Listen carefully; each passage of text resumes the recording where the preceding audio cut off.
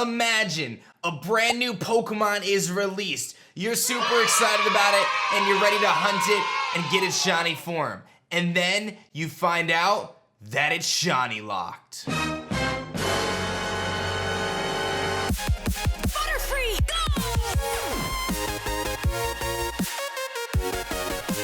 Yo, what is going on YouTube? It's your boy Dan, aka aDrive. I bring you guys a brand new video today, and today we are breaking down 10 Pokemon that you simply cannot get shiny in Pokemon Sword and Shield, the Crown Tundra, and everything in between. Shiny locks have plagued the franchise for many, many years as a way to keep players like myself and you from being able to obtain the shinies that we want. Now, for those who don't know, the shiny sprites are always coded into the game, and you can always see what they are through data mining, but a lot of them you cannot obtain without hacking or cheating your game. And it's pretty unfortunate because when you ask yourself, why would they do this? It really only comes down to one thing.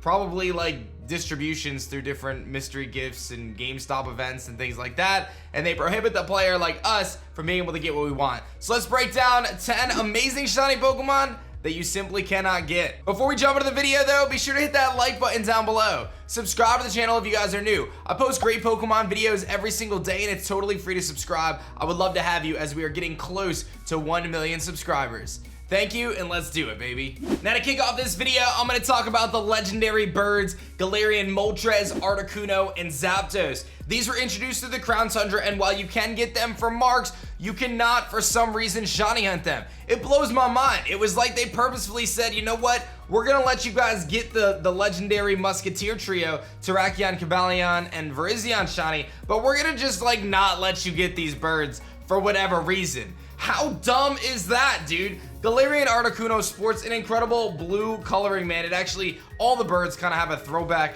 to their original coloring of the kind of Cantonian ones. But this blue looks so good. It goes from that purple to like this bright blue, and it looks so clean, dude. And it really frustrates me that we're not able to actually get this.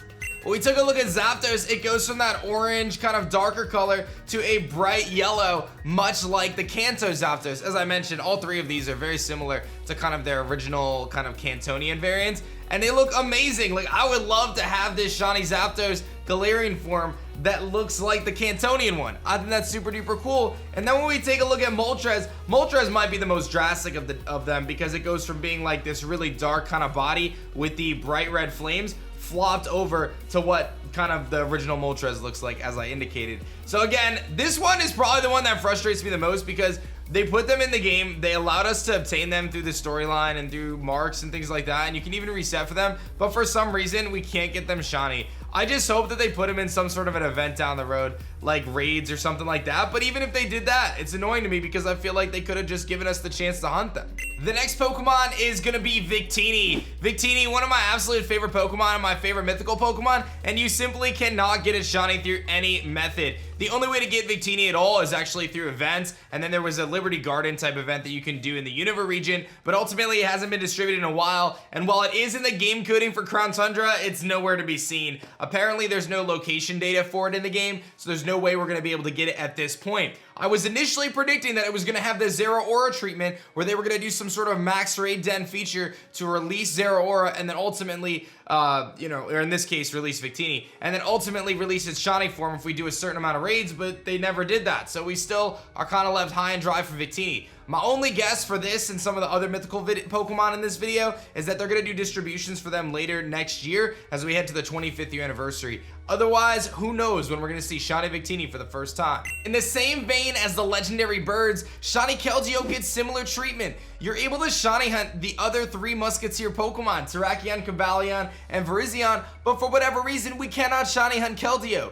You are able to obtain Keldeo through the Crown Tundra storyline. You're able to get marks on it, and you can do it just like the legendary birds, but again, you cannot get this green horse for whatever reason. Why did they omit the opportunity to shiny hunt this? This was a great opportunity for players to add countless hours of gameplay time to be able to try to track down this Pokemon, this rare shiny Pokemon, and ultimately add it to their games, and we simply cannot do it, and it's really frustrating, especially, again, there's not really a ton of logic around these game mechanics. The next two are from the base set of Pokemon Sword and Shield, and that's Zatian and Zamasensa. And why not throw Eternatus in there as well? Zatian, Zamasensa, and Eternatus, the 3 legendary Pokemon located in the Sword and Shield storyline, are still unobtainable to be shiny. Now, it is a little bit different than the other Pokemon in this video because these guys, they were part of the legendary storyline, right? And a lot of times they do lock those kind of cover legendaries, but there's plenty of precedence for games not doing that too. So I can kind of see it in the context of the story, but again, even though there's a bunch of cutscenes and things like that, I think most players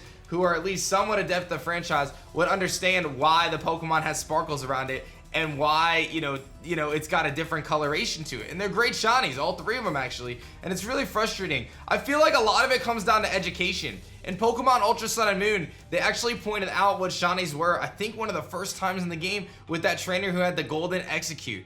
They've done various things like that through the games in the past, mentioning shinies and shiny charm odds and things like that, but they've really kind of dodged around the topic. I think if they were a little bit more straightforward at the beginning of the game or kind of mid-game about what shinies were, there wouldn't be issues for Pokemon like Zatian, Zamasensa, and Eternatus when they popped up to be rare at the end of the game.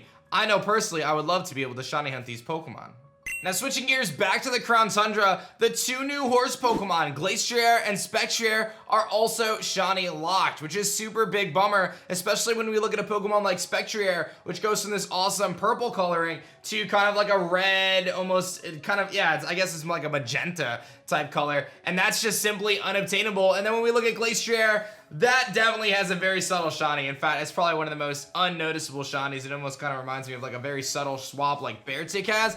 But ultimately, like, you introduce these new Pokemon in the games and I want to use them, let me shiny hunt them. Like, what makes Glacier and Spectre any different than Regieleki or Regidraco? What makes Galarian Articuno, Zapdos, and Moltres any different than Terrakion, Cobalion, and Virizion? Like, who is making these decisions, and what is this logic for putting these awesome Pokemon and these shiny Pokemon behind a massive cage that we simply cannot access? Again, at this point, the only thing I can speculate is that they're going to do some sort of distribution or max rate event for next year, but like, real talk, if we do Diamond Pearl remakes or we go to Gen 9 or whatever, when's the next time a Pokemon like Glacier or Spectre is going to get any sort of love to even have it shiny huntable in the first place? Are they just going to shove it in a max rate den like they did with the Top Boost? Which I'll admit, I'm not too mad about it. I got my Top Booster distribution, now I'm able to hunt them.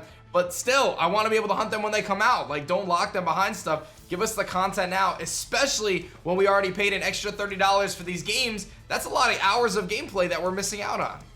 Shiny locks, like I said, are one of the most frustrating things in the franchise, and these 10 Pokemon just got me really kind of a little antsy about it, to be honest. I was really hoping I'd be able to shiny hunt these, especially the Galarian birds, man. That one gets me really frustrated. But I'm curious what you guys think about shiny locks. How do you feel about them moving forward? And which one of these Pokemon do you really want to be able to hunt in future games? How do you think they're going to distribute these? Let me know in the comments section below. If you enjoyed this video, be sure to hit that like button down below. Subscribe to the channel if you guys are new. I post Pokemon videos every single day, and it's free to subscribe. I would love to have you on our path to 1 million subscribers. Thanks so much for checking this one out, guys, and I'll see you guys on the next one. Peace. If you guys enjoyed this video, definitely check out this one right here. Otherwise, you should check out this one. Otherwise, they're just going to simply shiny lock every single Pokemon in the next game and won't be able to shiny hunt at all.